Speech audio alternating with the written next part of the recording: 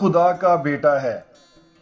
بدروہیں چلا چلا کر یوں کہتے ہوئے نکل آتی تھیں، اور وہ عبادت خانے سے اٹھ کر شمعون کے گھر میں داخل ہوا، اور شمعون کی ساس کو بڑی تپ چڑھی ہوئی تھی، اور انہوں نے اس کے لیے اس سے عرض کی۔ تب اس نے اس کے پاس کھڑے ہو کر تپ کو جھڑکا تو اتر گئی، اور وہ اسی دم اٹھ کر ان کی خدمت کرنے لگی۔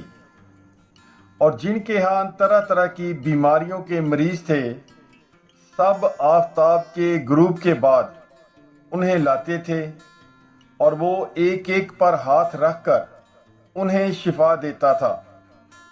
اور بتھیروں میں سے بدروہیں چلا چلا کر یوں کہتے ہوئے نکل آتی تھیں کہ تو خدا کا بیٹا ہے۔